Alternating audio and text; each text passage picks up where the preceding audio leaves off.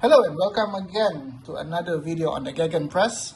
First of all, I'd like to thank everyone for their support, for their comments, for their suggestions, and the back and forth that we had in the most recent video, which is the Liverpool original shirt versus fake shirt video. Really appreciate that. I think the subs has increased quite significantly, so I really thank you for that. Hello to new and returning subscribers. Obviously today is a slightly different video. It's not a boot review, but as I mentioned before, we try to vary the content because it's not just about football boots, it's actually about being a football nut.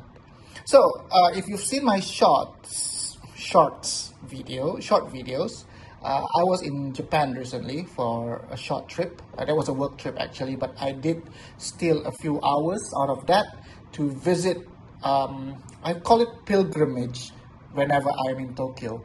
The one I'm talking about are the KAMO Soccer shop outlets. Of course, there are so many other hole-in-the-wall independent sports shops in Japan, but due to time constraints, I figured, you know what, for this trip, let's be very surgical. Let's go to these two shops. I know what I wanted to get. I know, within, what areas that I want to look into, what I can get. And there I was. So today we're going to talk about stuff that I got, and I will try to share some tips about shopping for football stuff if you ever have the opportunity to land in Tokyo or any other cities in Japan. So today specifically we're going to be talking about Tokyo. As if I get it correctly, there are 4 KAMO Soccer shop outlets in Tokyo. The main one, I think their flagship one should be in Shibuya, which is roughly around 5 to 7 minute walk from where the Hachiko statue is. Another one is in Harajuku, which is right opposite the Meiji Shrine, and you can walk directly to the Harajuku street. Actually, you can walk from one KAMO in Harajuku, the Harajuku one, to the one in Shibuya, which is near Hachiko. It may take 20 to 30 minutes, but it's actually a very pleasant walk, so something to consider. Another shop is in Ikebukuro. I don't think I've been to the Ikebukuro one, and Google Maps says there's another one in Shibuya, but I am not aware of that. So in total, there are 4 KAMO Soccer shops available, but your safe bet, if you can't travel too much or you are afraid of getting lost around the city of Tokyo, go to the Harajuku one or go to the Shibuya one. You cannot miss them. So anyways, today I'm going to share about my haul based on the budget that I've set up and how I kind of burst that budget.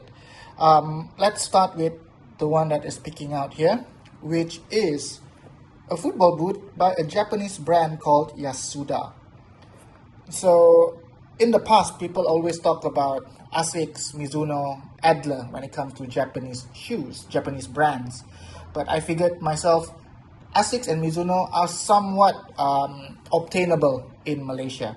So if you're from the West, coming to Japan, you know what, go for the Mizunos, go for the Asics, because those are hard to come by in your market.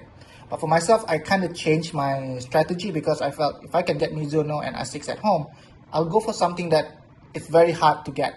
But I have to point it out, the Mizunos that are being sold in Japan are very cheap, are significantly cheaper than what I would get if I buy them in Kuala Lumpur. For example, a Mizuno made in Japan that is retailing around 900 ringgit to 1,000 ringgit in Malaysia, that's around $250, $280. They cost around only 600 ringgit in Japan. That's easily 400 ringgit cheaper. If you convert it to dollars, that's probably $100 cheaper, easily. So this boot is part of the Yasuda line, and I will be reviewing this. I am holding myself from talking too much about it, but as you can see, they look pretty good. Alright, so stay tuned to the channel for a review of the Yasuda. The particular model is the Ligeresta Pro X, which is the half kangaroo leather, half synthetic. Alright, I'll put it aside first.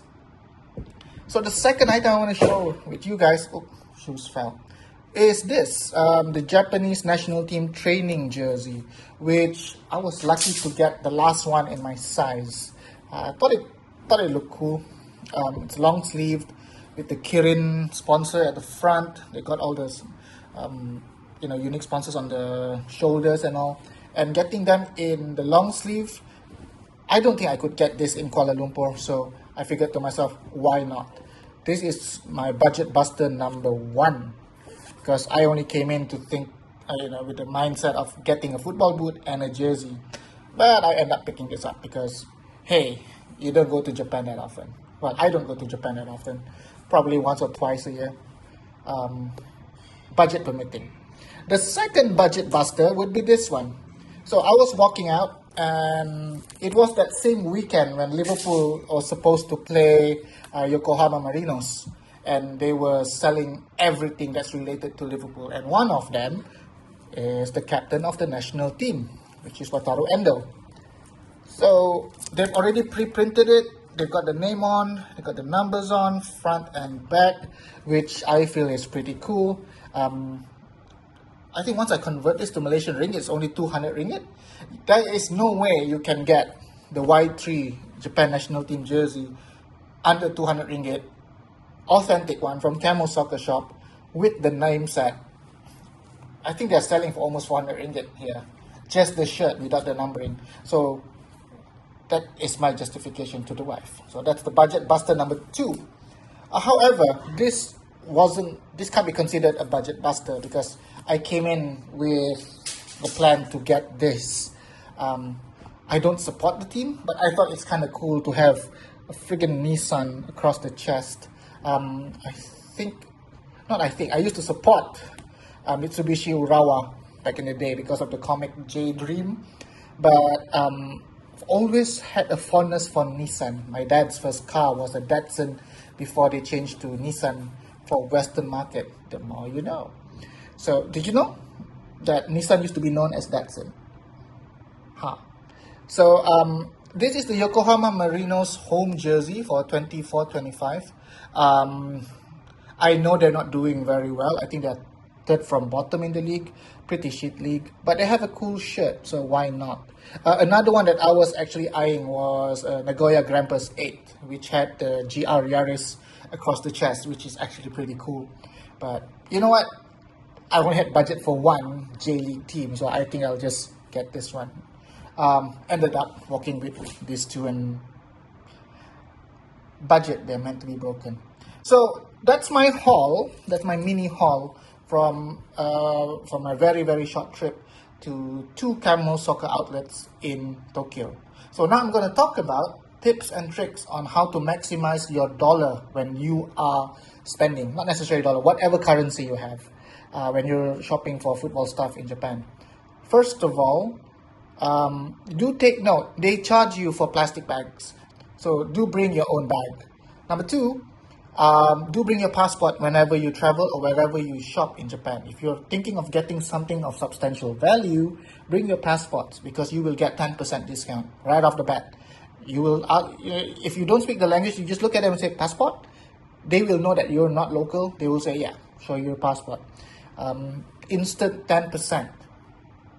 As for the shops, so the shops in Japan are weird. They open at 11 a.m. and they close at 8 p.m. So you only have 9-hour window between the shop opening and it closing, which is odd being a Malaysian because over here our malls open at 10 o'clock and they close at 10 o'clock. And it's just a rush. So do take that into consideration if you want to get them.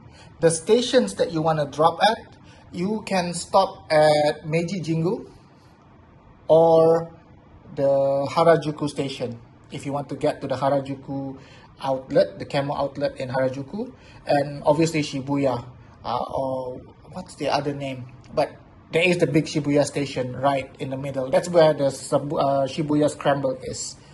So my last tip would be both shops. At the top floor is where the booths are. At the bottom floor is where the entrance and where the jerseys are. So you don't have to pay at each floor. However, I did notice there are tons of tourists like us who's going to come in and see those stuff and just going to pick them off the shelves. So my best recommendation is you walk in, find the shirt that you're looking for. If you want to get J-League shirts at the entrance, get it first, hold on to it. and go up to whatever floor you want. I think there's a specific floor for Adidas, there's a specific floor for referee attire, there's a specific floor for Puma stuff, and obviously at the top floor is where the football boots are at. The assistants, they do speak English, and you might not get a full conversation, but they do understand what you want. You point it, you say, I want a UK. Don't use UK actually, use the centimeters. So there's gonna be a foot measurement. Measure your shoe there, measure your foot there. I need a size 26, I need a size 25. They will get it for you. Really cool guys, really straightforward. You can even ask some questions, especially with the new models. And if you have the time, there is the Mizuno outlet shop around Tokyo, and there's also the Adidas shop. But I didn't manage to go to these because of limited time. So there you go for mini football shopping in Tokyo. I should be in town again, hopefully by the end of the year. That time, I'm gonna go to those hole-in-the-wall outlets, those really niche independent stores, because I want to find classic jerseys. But if you have other tips, comment section is down below. I'm not in a contest of trying to say I know everything about Tokyo, because I don't. Those who know more, those with more information, put them in the comment section, because I think this is a good community to help one another to grow, to get the best deal for the stuff that we want, that we are looking for.